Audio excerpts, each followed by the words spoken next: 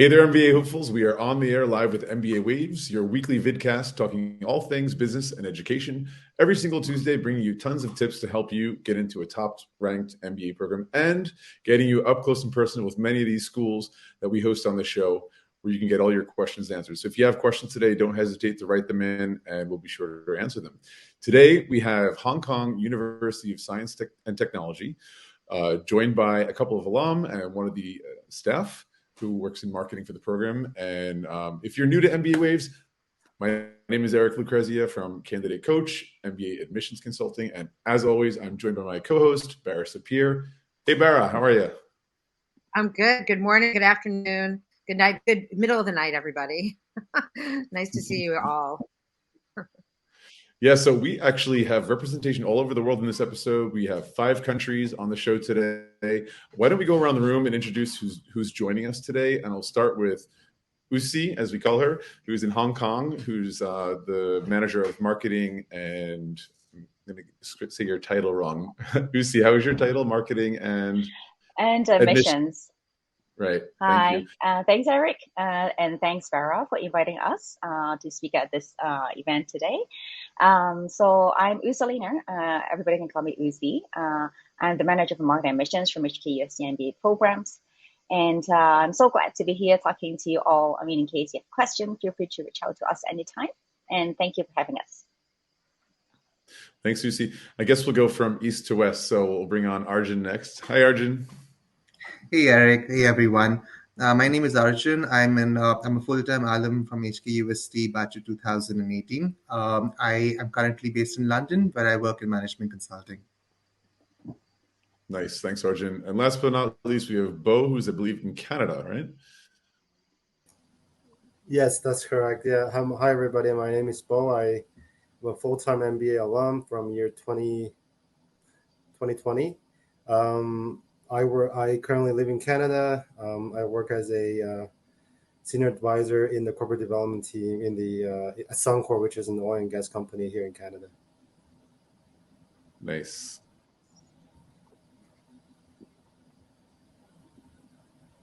Did you want Bara, me to you want to take it away? I'm happy to introduce myself. I'm Bara Sapir, City Test Prep, but I actually have questions that I want to jump to. I want to know what is happening on campus at HKUST. Thanks, Bara. So maybe I will start first. So, I mean, HKUST, apparently we have a lot to share about, the curriculum, the network, etc. One thing I'd like to highlight that happened recently is, that we have been getting a lot of great support from our alum, like Arjun and Bo talking with the audience tonight. Recently, we have received a donation from one of our alum, part-time alum. He actually donated 3 million Hong Kong dollars, which is around 400,000 euro, to encourage candidates from all over the world to come and join us, in a way of scholarship. So basically, this is named as Terry Zhang, which is name of the alum, Terry Zhang Admission Scholarship. So yeah, this is something just exciting, helping our program to recruit bright candidates from all over the world. Congratulations! That's fantastic. It's a nice amount of money. Thank you. And Arjun, do you want to add anything, or? So, I mean, if I recall, my life on campus was I stayed on campus. It was a fantastic experience because what tends to happen is it's a small batch. My batch was 97 people. We were, I think, give or take about 23 nationalities. So it was a good chance for all of us to connect as a cohesive group. The school itself sort of encourages it, but I also think that the type of individuals who eventually make it, they ensure that process continues. It's a close-knit society, if I may. We are encouraged to network with alum, to network with folks who are part of the part-time MBA and such. So I'd say, just to sort of reiterate, it's a very close-knit bunch of people, whether it's your batch, incoming batches, or alums. Nice. Maybe I nice. can add, on the fun side, I think when I was looking across all the MBA schools and when I was applying, I think what attracted me the most about HKUST is essentially its beautiful campus. It was when I was picking schools, I had a target area is in Asia. I wanted to do a little bit of finance, focus on finance, and Hong Kong is a no-brainer. It's the financial hub of Asia. When I looked up across the schools in Hong Kong, the campus itself was the main attraction for me. It's so beautiful. It's located on the seashore. The one thing that I noticed on the when you search HKUST on Google, you have an image of a football field or soccer field right by the seashore. And I think that was one of my. I'm a soccer guy, so I love playing soccer. So that was biggest thing for me. Nice. Okay, so speaking about the full-time MBA program, what are some of the standout unique features of the HKUST MBA? Maybe Usi, you want to take that first? Yeah, sure. So maybe I'll go from the program offering perspective. So basically, HKUST, we actually offer very up to date curriculum. So I mean, apart from very foundational, finance, management, consulting, marketing, training, we actually have two different tracks, which is the first one is business technology and analytics, and the second one is about sustainable leadership. So I would say, on top of a good MBA curriculum, we actually want to kind of future-proof the CV of our MBA graduates. So basically, if you come, you'll learn courses, for example, cryptocurrency, blockchain, AI, big data. In terms of sustainable leadership, you'll also learn, for example, managing changes. How do you, communicate with your key stakeholders on, if you want to roll out new ESG ideas. We also have courses such as ESG investing. So I would say this very up-to-trend curriculum actually gives our graduates an edge on, what they learn and, of course, what they put on CV as well. And the second thing I'd like to highlight is about the flexibility. For our MBA curriculum, for the full-time MBA, we actually offer around 60 electives and flexible course. So basically, these courses are, across 5 different tracks. We call them tracks. But you don't have to declare, okay, which track I go to. You can basically mix and match your own, combinations. So maybe you put, 50% of credits on consulting, and then 30% on business technology and 20% on sustainable leadership.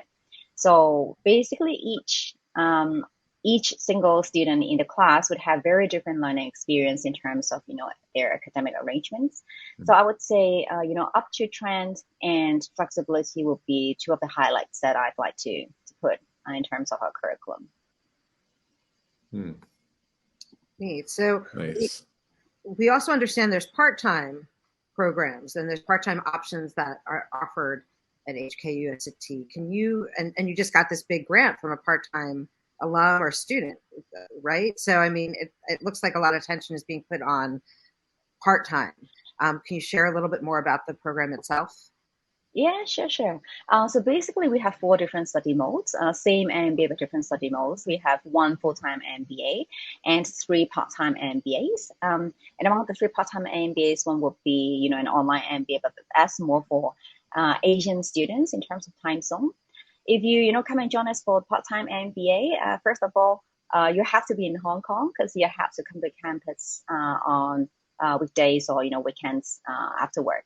So for the part-time MBAs, that's more for career advancements, while for the full-time MBA, it's more for, career transition. I think, most of the audience would be maybe in Europe or US. That's why I would like to introduce you about the program of, the benefits of taking an MBA if you'd like to enter Asia through the MBA program. The exciting part of the HKUST MBA or the employment landscape here, which I'm sure we're going to cover a bit more. But yeah, we do, offer different study modes in case, the audience in the future, they relocate to Hong Kong and you want to come and visit the, beautiful campus as Bo just mentioned. We do have different study modes, full-time and part-time MBAs that you can choose from. Yeah, I've been seeing a lot of pictures lately. It does look absolutely beautiful on the campus.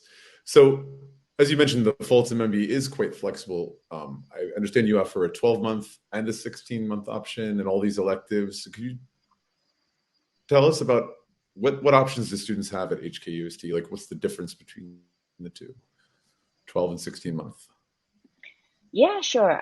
So for the full-time MBA, we do have the regular, like standard 16-month mode, and we also have the accelerated 12-month mode.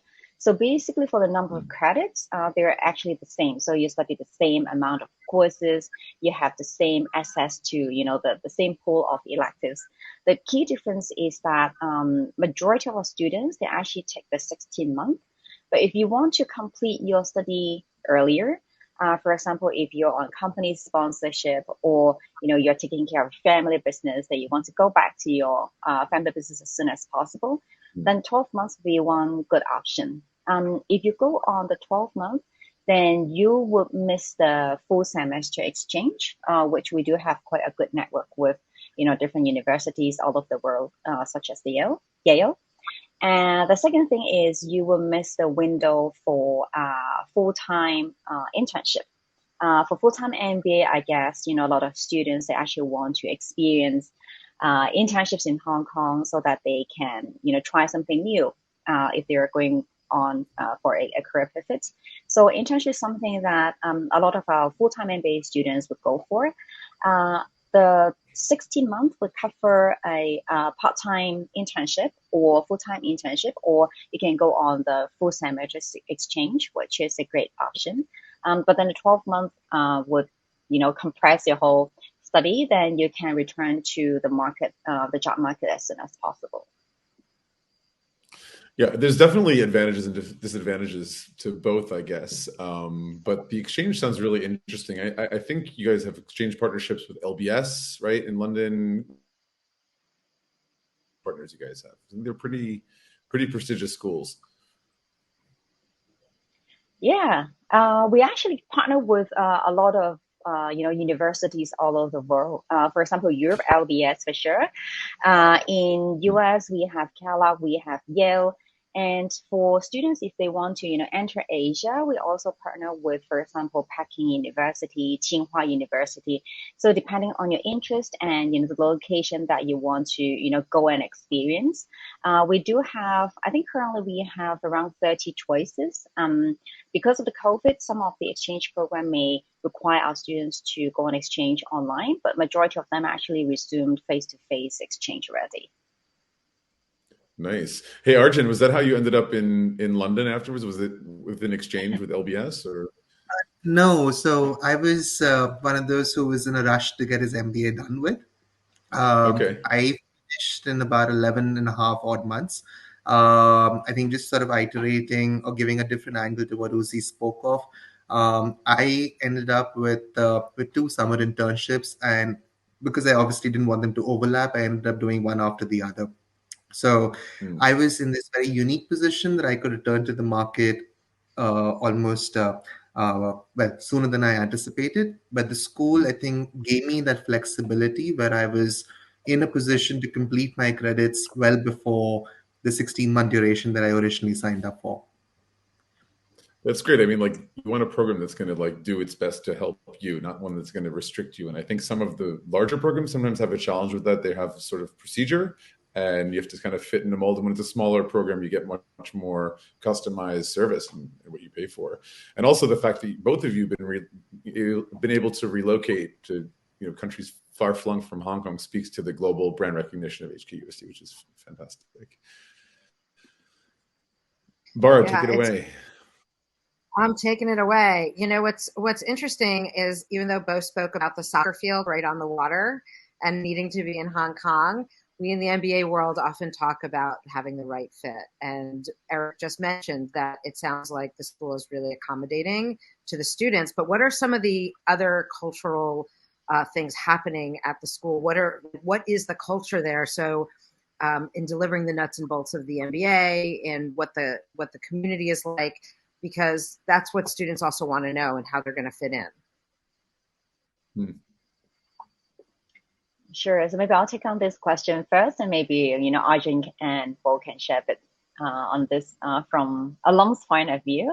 I guess for our students, especially after COVID, we do see the potential of being very resilient among our students, especially for those coming from Europe or the Americas. When they come to Asia, there could be some kind of cultural shock.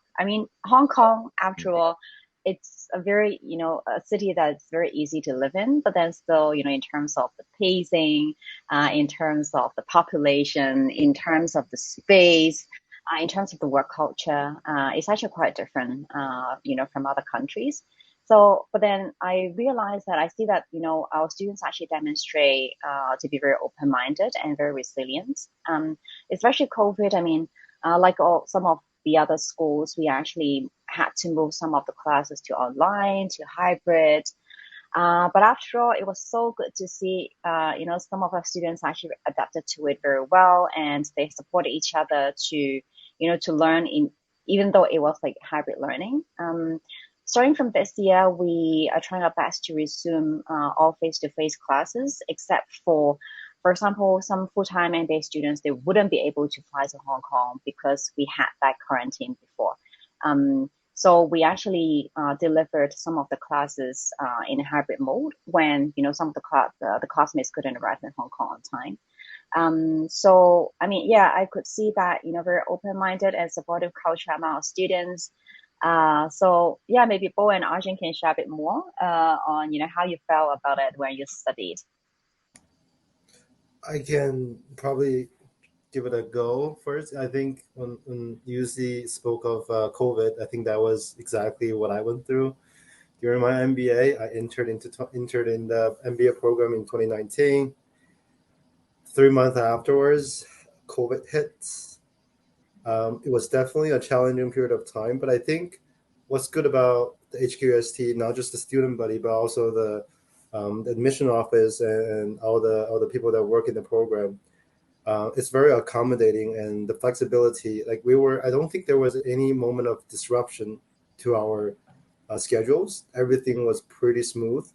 We went because of COVID, the online mode transition was pretty smooth. There was no disruption to schedules, and I think this in general, the HQST for me, the biggest thing is there's a very family feel to the administration, the admins, as well as the student body, and the cultural diversity. I think Arjun mentioned there's 23 nationalities in his year. I think for us we had 29 or 30, so very diversified group of people, and everybody's very open-minded.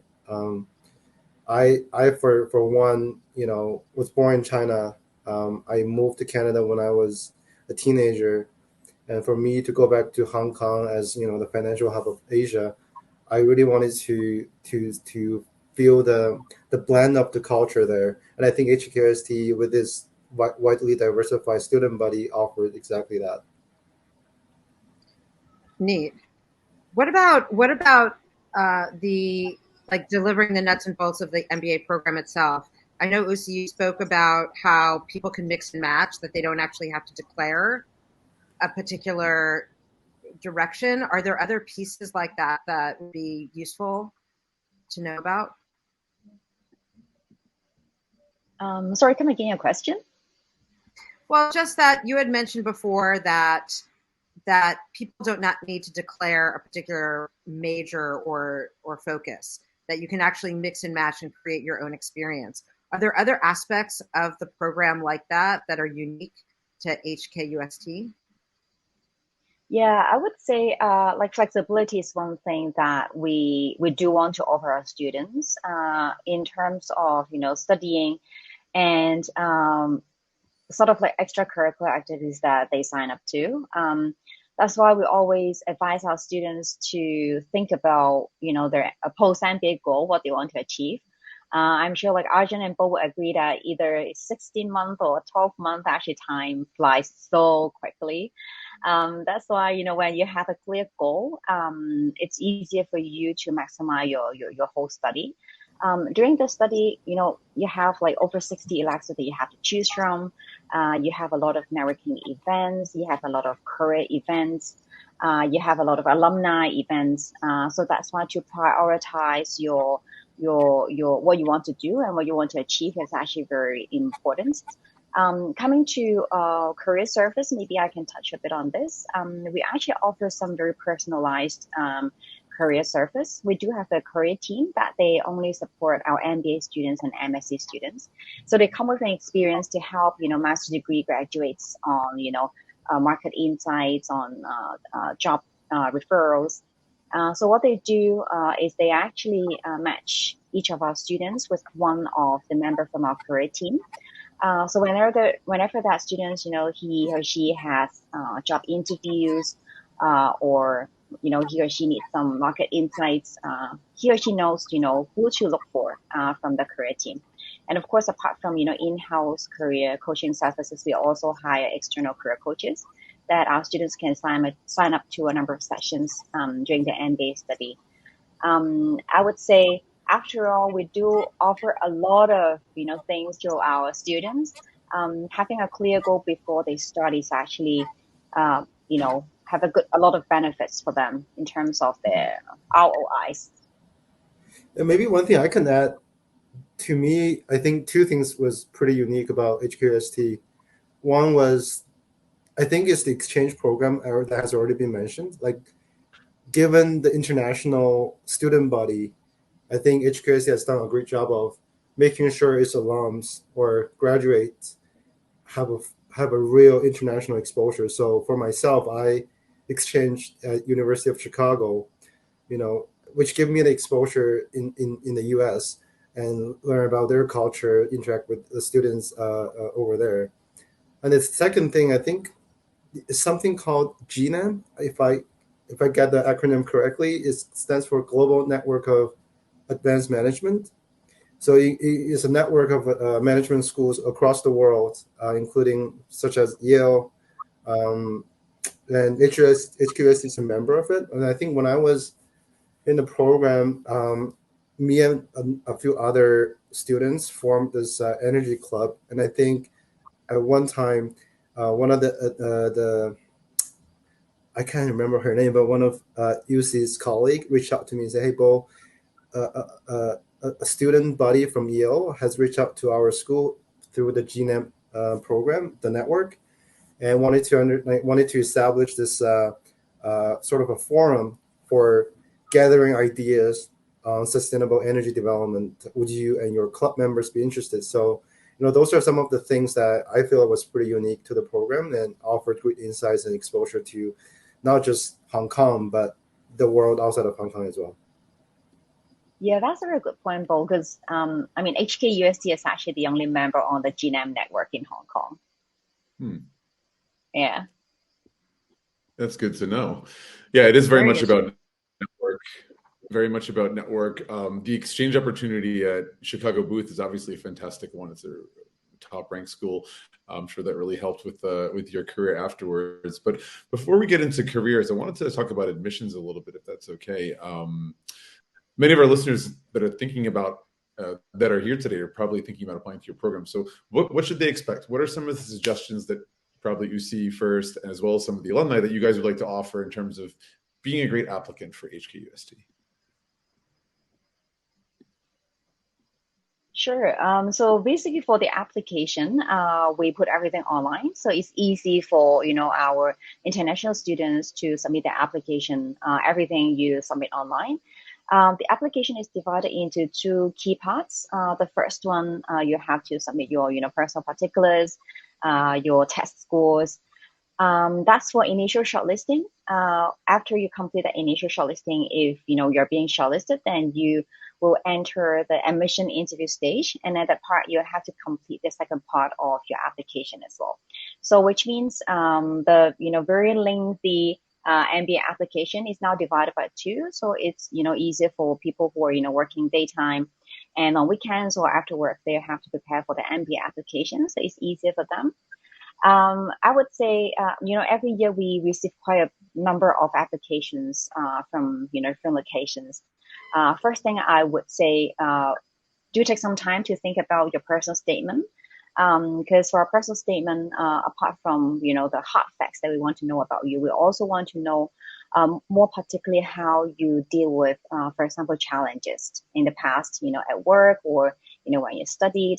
What were the challenges and how did you fix those challenges? Or if you didn't fix those challenges, what were your option B and option C?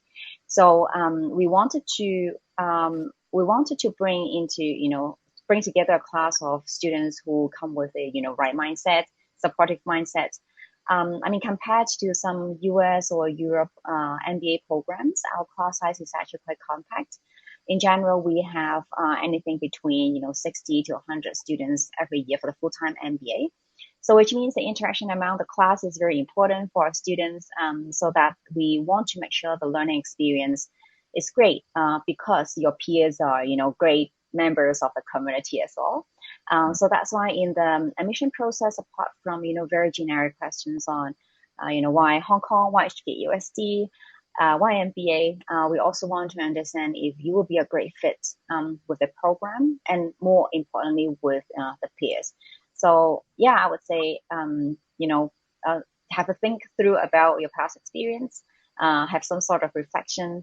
And of course, coming with a clear goal, as I mentioned, is very important for us to, know if your goal is achievable through HKUST MBA as well. Super important. Guys, what about the alum? What would you suggest to anyone who's thinking about applying this year? Like maybe things that you thought about or things that, either you made you successful as an applicant or things maybe you wish you had done better as an applicant that you would give advice to? My information, I'm not sure if it's going to be up to date. It's been a while since I gave the interview, but I'll try my best. So I think just adding on to what Uzi had mentioned in terms of being the right fit, fitting into the community from day one. Back in 2016, when I did, was it 2016 when I interviewed at HKUST? My first round, there were 2 rounds of interviews then. My first round was with a current student. The person was not from India, which is where I'm originally from. The person was from Italy. And it was, I think, very intentional to see, do you fit into a diverse school with probably a nationality or a country which you may not have been associated with in the past. So that diversity angle is something that I believe is played to the fullest and is seen that in the sense that they want you to be someone who can fit in with people from across the world. They want you to be someone who gels well with people from different backgrounds, be it personal or professional. And then I would say the second part, again, what Uzi's already spoken to, is why Hong Kong, why HKUST, and do your professional goals post MBA sort of match with that? Makes sense. Yeah, that makes. Bo, anything to add? Oh, sorry, Bara. So I was just trying to find the unmute button. And I think they summed up pretty well. For me, it was pretty clear from myself, like where I want to go from an MBA. And it was sort of like, if I were to go to Asia, HKUST is my top choice. I think one thing that I remember from the admission process was whether you get accepted or not, you're always going to be given a feedback. And I think when I was given my feedback, the key thing that the admission team would stress is that open mind. Always keep an open mind when you, especially for someone like myself, moving from one part of the world to the, from North America, Canada, back to Asia, in Hong Kong. They say, keep an open mind. You might be surprised what you're able to find here. Don't, corner yourself into a particular career track, explore, because Hong Kong is a great place that offers many opportunities. I love hearing about Very that cool. feedback. So feedback is it's such a valuable quality, and it really makes it much more, I don't want to say, it's not intimate, but much more personal than a big program that just sort of sends out these rejection letters or acceptance letters. I had that experience surprisingly at University of Michigan with grad school, that they stopped me on the campus to talk to me about, and they hadn't told me I was accepted yet. And I thought, this is amazing that they were stopping me to talk to me about my candidacy on campus. Well, if we jump to the complete other side of something that's totally not personal, the GMAT, the GRE, and maybe the EA. I don't know if you accept the EA. I mean, people will say that's not a very personal thing because it is standardized and there's no touchy-feely at all in that world or in that score. Where does that stand in the application process, and how important is it? And there's so much controversy now about these tests. And do you accept all three of them? So yeah, we do accept GMAT and GRE, not EA at the moment. But I would say like GMAT, majority of the candidates come with a GMAT score, but we do accept GRE as well. GMAT or GRE, it's actually mandatory if you want to apply to the full-time MBA program, because, you know, as Arjun and Bo mentioned, we have quite a diverse class, and actually GMAT and GRE allows us to understand the, you know, ability, you know, the quality of the students from, you know, different parts of the world on the same standard. For GMAT, the average score is around 660. It ranges from, you know, 580 to 720. But this is the typical range. I think this year, this intake, we had an applicant who came with a GRE score. When it's converted to GMAT, it was 800. I mean, maybe it's because of focus of business technology. We actually attract like really, really good candidates with very good, you know, quant backgrounds. So we do see a, you know, uptrend of the GMAT scores. And apart from, you know, that mandatory requirement for the application, actually GMAT matters a lot on the scholarship as well. So, I mean, if candidates who wish to get a chance to see if they get any scholarship, do, you know, try and submit the application with a good GMAT score to enhance the chance.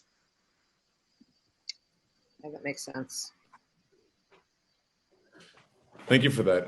Yeah, it makes sense. I mean, what I'm hearing is that you really evaluate the whole, you know, the full application, not just the GMAT score. There's a lot of, all the components are very much taken into account. However, as with many schools out there, the GMAT is very important in terms of scholarship, which makes sense and is kind of standard. So I'm thinking about academics now, academic content. We all know that HKUST has some fantastic professors, but who are some of your star professors these days? What are they working on? What makes them so great?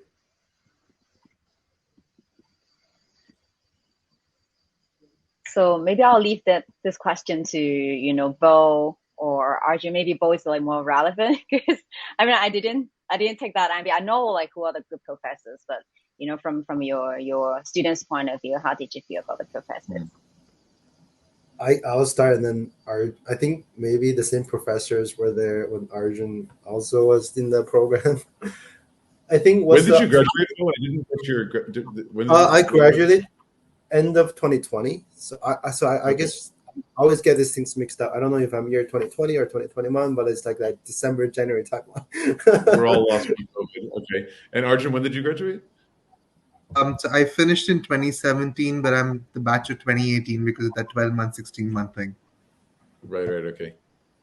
Yeah. All right. Sorry to cut you off, but go ahead. Yeah, that's fine. I remember. I think HKUST professors all come from. Actually, they come from very different cultural and ethnicities.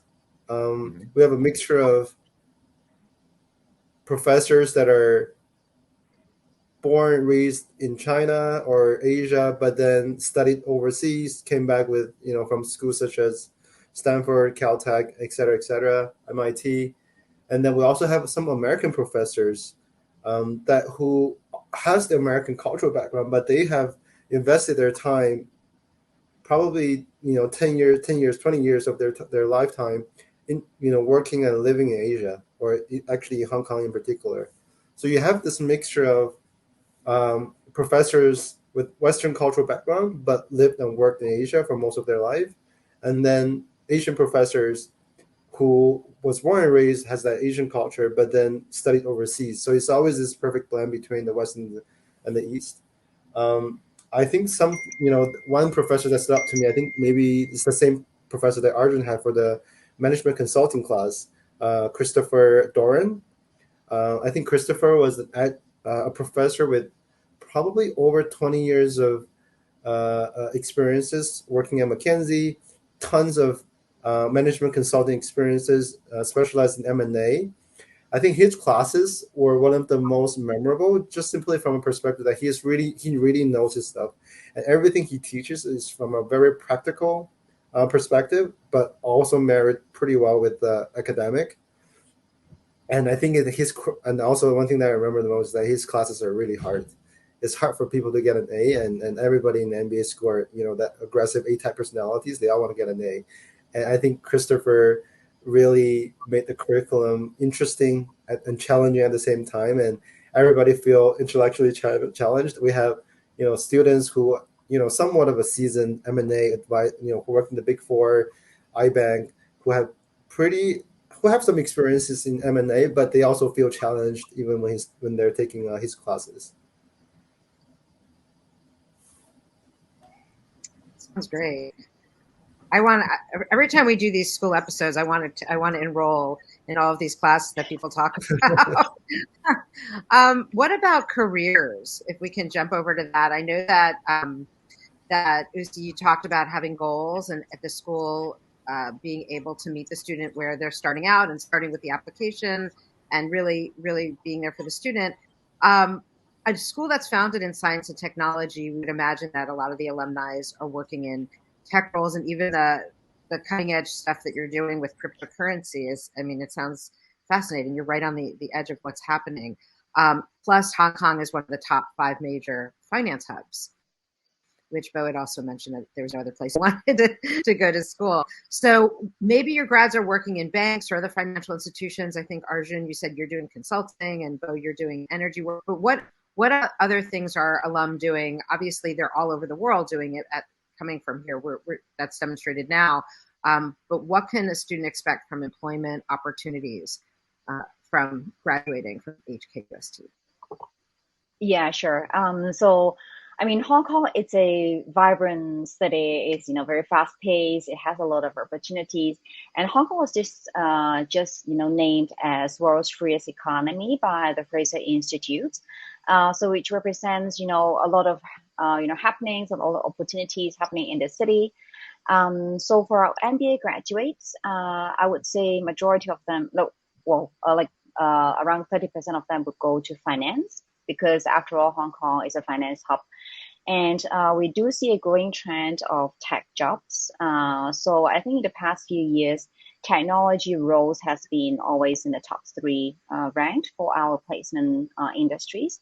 So companies, for example, Apple, Facebook, Microsoft would hire MBA students because they do need someone who know how to manage tech teams and tech business. And of course, consulting is one of the popular industries that our MBA students would enter. During COVID, there has been a lot of changes in the job market, but our graduates from the class of 2021, they actually did a really good job. 95% of them, they actually, found job within 3 months since they graduate. So it's a very encouraging number, which demonstrates, hard work from our MBA students that they achieve. And of course, Hong Kong is in the Greater Bay Area. So we do have a lot of, opportunities for, startups, tech-related companies. And I didn't mention that one interesting thing about MBA is that our students are required to learn coding. So they have to learn how to write Python. Oh, why did you laugh?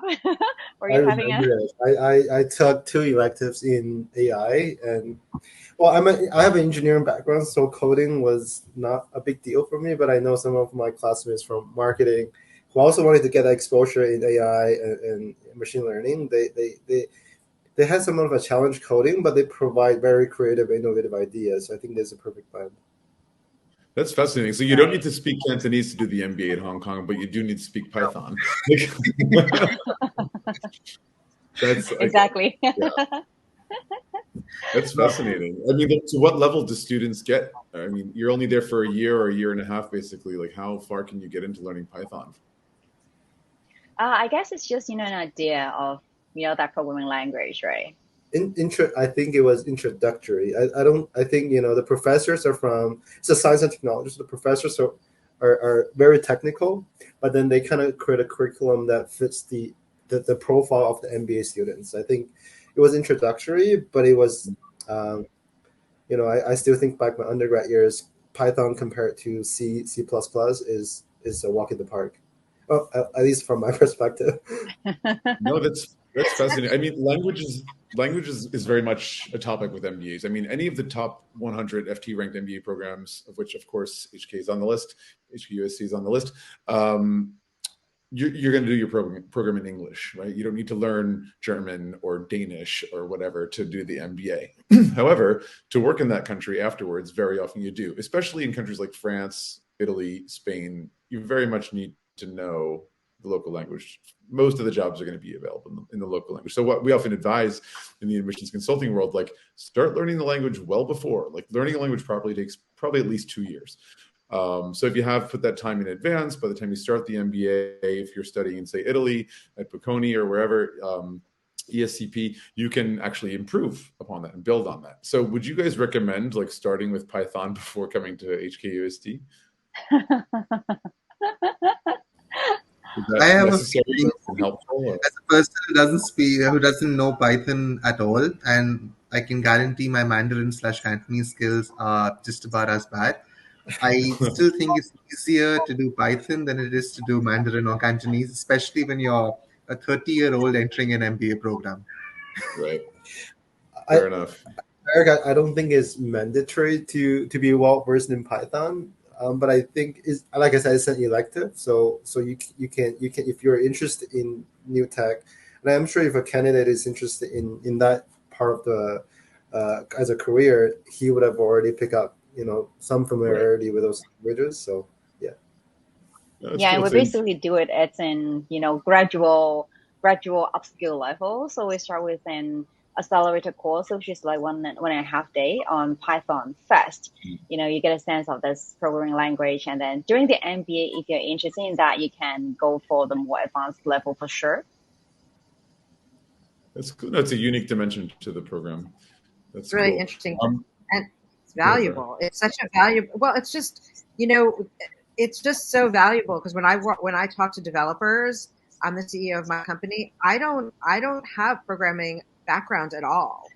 And so I definitely feel that having it, and I've talked to them about, I think you need to teach me a little of what you're doing because it would give me a little bit more ease, right? So I think it's an amazing opportunity for people to gain that perspective, even if they're not going to be doing the work. It's really unique. I haven't heard that yet. It's pretty amazing. I think it just speaks to the fact that if you're coming from a tech background and you want to do an MBA, HKUST is a great place to be. Or if you want to pivot towards a more tech role, it makes sense to come to this kind of school, even if you're not going to necessarily stay in Asia for your career. So that's really cool. I know we touched on alumni a bit before, but I just wanted to ask a little bit more about alumni. Obviously, we have 2 fantastic alumni with us tonight that we've heard from, but maybe you can share about what some of your friends, colleagues, fellow classmates are doing. So there's that. And the other part of my question is, what kind of services exist long-term at HKUST for alum? I can take this one first. I'll answer your second question first, Eric. So in terms of services, there is an active alumni network, which is sort of led by UST directly. We are sort of consistently updating our profiles, getting in touch with each other. It's got your usual services such as new job postings, for example, or alum in the news, or whatever the case might be, some things in those lines. On a very informal level, irrespective of whether you're in Hong Kong, China, Europe, or the Americas, we have an alumni WeChat group, for example. So it's easy, let's say, for thousands of alumni from different backgrounds, different batches, part-time / full-time, coming together and discussing things that are relevant to, let's say, our future betterment, so to speak. Not necessarily limited to from a career point of view, but going slightly beyond that. I would say that, the alumni network is all across the world. And I think one growing trend, and this is a very positive one, is back, let's say, 10 years back, I would say bulk of the alumni was largely speaking centered around mainland China, Hong Kong, and Singapore. But we've seen over the last 6-7 years that people have sort of spread their wings, so to speak, Bo and myself being two examples. And we do have a lot more alumni now, but in Europe, in the Middle East, the Americas. If I recall, there's at least one person in South America as well now. So it's a young program, but it's a fast growing, well spread sort of from an alumni network point of view. Yeah, that makes sense. Mirroring like all the Asian economies fastly exploding as well. Bo, did you have anything to add to that? I think Arjun summarized it quite well. I think there is a WeChat group, obviously, and for those who are not familiar with WeChat, is a super app that developed by a Chinese tech company. And then there's also a WhatsApp group, right? Because not everybody uses WeChat. And I can tell you, just recently, people are still like from my class. This is 2 years ago. People are frequently sending messages in the full-time 2020 WeChat group from my class. And recently, there's the F1 race in Singapore, and then we see pictures of my friends and classmates all gathered up in Singapore and sending pictures, which makes me very jealous here in Canada. I would love to be there to see it. I think from the career placement, maybe not career prospects for the alums, like UC said, is that portion is correct in terms of finance, management, consulting, and tech. When I was looking for my internship, I reached out to a number of alums, and they were all very willing to discuss, because we were all in that same boat, traveling from outside of Hong Kong, trying to find something in Hong Kong so that we make the most out of our MBA experience. So it was a very supportive network, and I found it to be very useful. That's fantastic. Usi, anything to add before we wrap up? I guess apparently we have a very strong and very supportive network, alumni network, and what we try to do is we hope to connect them even after they graduate. And once in a while, we do offer some alumni sit-in classes for our MBA graduates. So we open up, seats for classes, for example, business tech classes. So, graduates, they can come back and, refresh their knowledge and also refresh their network. So yeah, I mean, our alumni is like all over the world. That's why we have an online platform that's for HKUST MBA, which is Alumni Hub, to help each other to connect, wherever they go. And that app is actually very powerful. When, for example, if one day Bo go to Singapore, then he can look for, nearby alumni using the map search function, which is really useful to help them to connect with each other in person. So yeah, I mean, we do have a very strong alumni network, and we welcome, all bright candidates to come and join us at HKUST MBA. Amazing. And I've had at the bottom of the screen for a while now the website. And I'm going to pop up the email address if anyone in the audience has any questions. I'm not sure who's on the other end of that email address, possibly you, Usi. But whether you have questions about setting up a visit or, about how the application goes and so forth, that's the email address, I guess. So listen, I want to thank everyone in the audience who joined us today. And above all, thank you to our guests from HKUST, Usi, Bo, and Arjun. It was awesome to get to know you guys. And for all the rest of you out there listening, don't forget to join MBA Waves next week. We'll be talking about interviewing. As most of you might know, round one, which deadline for most of the North American schools was early September, and they're already talking about shortlisting and interviewing. So we're going to be talking next week with Petya Whitmore, the founder of My MBA Path and a former regular on MBA Waves, about nailing the round one interview. So looking forward to next week. See you then. Bye, everyone. Bye, everyone. Bye.